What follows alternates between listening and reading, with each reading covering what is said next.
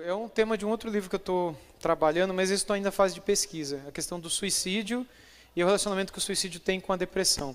Hoje, todos os livros, os sites, as pesquisas que são feitas em termos de suicídio apontam para que 90% dos casos de suicídio são decorrentes de depressão.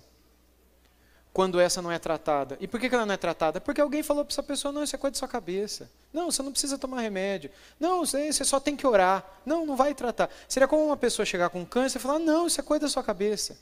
Você não precisa se tratar, você não precisa ver, vai orar, vai. Tudo bem, a gente vai orar. Mas é fruto da graça de Deus também as medicações que aí estão à nossa disposição.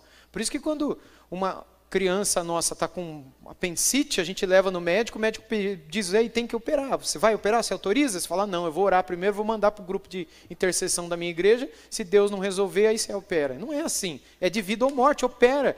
E se o médico opera, a criança sai restaurada, curada, o que a gente faz? A gente agradece a Deus. Porque a gente vê a graça de Deus, inclusive na farmácia, na medicina e nas ciências humanas que aí estão colocadas. Por isso que a gente usa carro, a gente não vem de camelo, de cavalo, de sei lá o que para cá. Por isso que a gente toma Dorflex, por isso que a gente usa certas coisas que estão à nossa disposição, porque a gente reconhece que isso é bondade de Deus na nossa vida. Quando a gente deixa de usar essas coisas e a gente acha que a gente é capaz sozinho, algumas depressões podem levar a pessoa a picos de alucinação, onde ela não é capaz mais de entender o que ela está fazendo. E nesses picos de alucinação, nesses surtos psicóticos, como muitos chamam, a pessoa é capaz de tirar a vida do outro e a vida dela mesma. Esse é um dos picos que acontecem na depressão pós-parto, que eu mencionei agora há pouco, quando uma alteração hormonal muito grande acontece e a mulher, que nunca teve sentimentos ou pensamentos assassinos, mas porque ela está totalmente alterada fisicamente, incapaz de conscientemente dominar suas vontades, ela vai e mata o próprio filho, vai e mata a filha. Porque está acontecendo uma alteração grave ali. Não é um pecado do coração dela, é uma doença. Ela não está consciente do que ela está fazendo, e inconsciente ela é capaz de fazer. E quando ela volta à consciência, porque fisicamente ela voltou a um estado de saúde hormonal, ela é capaz de matar a si mesma, pelo fato dela ter feito o que foi feito o que fez. E quando os médicos descobrem, eles administram essa reposição hormonal e ela fica bem, ela não mata, mas ela atravessa aquela depressão pós-parto, onde ela é capaz de matar a vida do outro.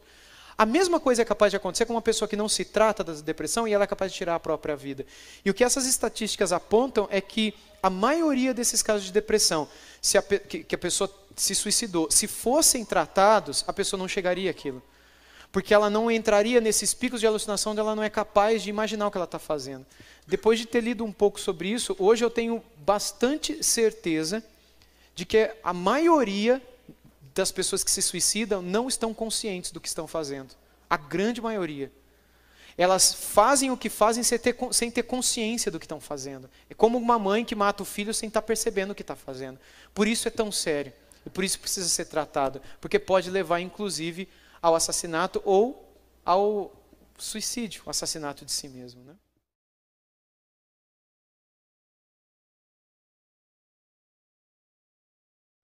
Por duas razões. Ou porque aquilo não foi tratado corretamente e a pessoa permanece doente, aqui pensando na depressão como uma doença, né? Então, por exemplo, imagina essa alteração hormonal que acontece no corpo da mulher no momento do parto. Acontece uma explosão de hormônios no momento do nascimento da criança. E quando essa alteração hormonal, essa explosão hormonal que acontece no momento do parto, sai dos limites normais e controláveis, acontece uma alteração que muitas vezes é chamada de depressão pós-parto, na qual a mãe que amou, esperou aquela criança por 9 meses é capaz de estrangular e matar a própria filha, o próprio filho. Não porque ela é má, ruim, porque o pecado dela levou aquela, mas porque essas alterações físicas fizeram com que ela chegasse a ter picos de alucinação, onde nesses picos ela foi capaz de matar o próprio filho. E quando os hormônios voltam ao normal, ela é capaz de tirar a própria vida, ciente do que fez com o próprio filho. Essas alterações, quando não bem tratadas, elas podem voltar. E elas podem ser resolvidas quando se resolve aquilo que falta. Se é uma alteração hormonal, por exemplo, uma recomposição, uma reposição hormonal. Se é questão vitamínica, que também pode trazer depressão, uma recomposição vitamínica, uma reposição vitamínica. Se é alguma questão, uma disfunção neuroquímica cerebral, que também pode ocasionar, quando isso também é corrigido por medicamentos que auxiliam nas sinapses, etc. É físico isso. E acontece a medicação, acabou a depressão da pessoa. Isso pode voltar, como qualquer doença pode voltar na vida de qualquer pessoa. Agora, o outro lado é quando a depressão é um pecado, ela é causada por um pecado, uma culpa não confessada, um perdão que não é liberado, uma raiz de amargura que é nutrida. E muitas vezes a pessoa experimenta momentos de alívio, de paz, mas porque ela não resolveu aquele pecado no coração diante de Deus, aquilo vai voltar e vai incomodar, e vai ficar na mente da pessoa, até que ela perdoe, até que ela resolva, até que ela creia, até que ela busque. Então depende da origem da depressão. A depressão pode ser física e deve ser tratada fisicamente com medicação, embora tenha que ter um acompanhamento pastoral junto, porque a gente não é só físico, né? Mesmo que a pessoa estiver no médico tomando remédio, o pastor tem que estar junto, acompanhando a vida espiritual daquela pessoa, enquanto o médico trata do corpo. Por outro lado, se é um pecado, não adianta a pessoa nem tomar remédio. Agora, pode ser que durante um tempo a pessoa precise tomar, até para que ela possa ter capacidade mental de entender o que o pastor vai aconselhar, o que a irmã vai aconselhar, o irmão vai aconselhar. Porque naquela alteração você vai falar da Bíblia, a pessoa vai estar em Vênus, em Júpiter, ela não vai entender nada. Isso pode voltar, se volta ao pecado, se o pecado não é conversado, se a culpa não é resolvida, ou se a alteração hormonal, física, vitamínica, neuroquímica, etc., volta a acontecer.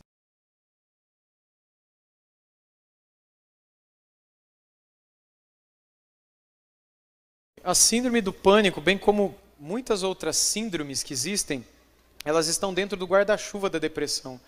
A depressão é algo mais amplo, não é algo maior que abarca dentro de si muitas síndromes, muitas alterações que acontecem no corpo humano e que são conhecidas assim de um modo geral como depressão.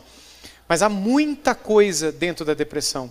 E justamente porque a depressão é uma coisa muito grande, que inclusive engloba a própria síndrome do pânico, muitas pessoas que não têm essa visão geral da coisa, acabam achando que não, isso daqui é muito complicado, e às vezes foge e tem a tendência de achar que aquilo nem mesmo existe.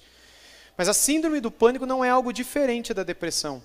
Ela é apenas uma alteração que acontece no corpo e na mente humana e que estão debaixo da depressão. Só para ficar mais claro, a palavra depressão, ela é uma palavra tirada da questão topográfica ou geográfica. Né? Por exemplo, você está dirigindo na estrada e de repente tem lá a placa escrito, né? Depressão à frente.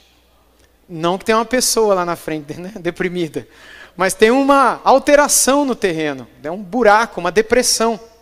Essa alteração no terreno é de onde foi tirada a palavra para descrever uma alteração no comportamento humano, ou na mente humana.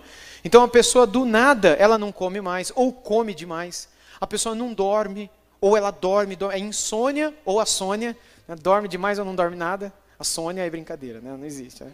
Mas ou ele tem insônia, ou uma alteração no sono, alteração no apetite, alteração no humor, alteração no ânimo, alteração na percepção da vida, onde entra a síndrome do pânico. Alteração. Então, a depressão ela não é uma simples tristeza. Tipo, eu estou triste, estou deprimido. Tem gente em depressão que nem triste não é. Essa é uma compreensão errada que a gente tem, que depressão é sinônimo de tristeza. Às vezes a pessoa está em luto, porque perdeu alguém, está triste e quer tomar remédio para depressão. Quando, na verdade, a depressão não tem a ver com o luto. E nem deveria tomar, porque o luto é uma coisa saudável, digamos assim, para trabalhar certas coisas no nosso coração, como tem trabalhado no coração da humanidade, desde que a humanidade foi criada por Deus. Então a gente tem que entender que nessas alterações que acontecem, essa percepção da vida, da morte, do presente, do futuro, é o que leva uma pessoa a esse pânico, esse desespero com relação a uma série de situações que podem vir a acontecer com ela. E isso é diagnosticado como síndrome do pânico. Mas debaixo desse grande guarda-chuva chamado alteração comportamental, alteração na mente, alteração hormonal, alteração vitamínica, alterações que popularmente são chamadas de depressões, né?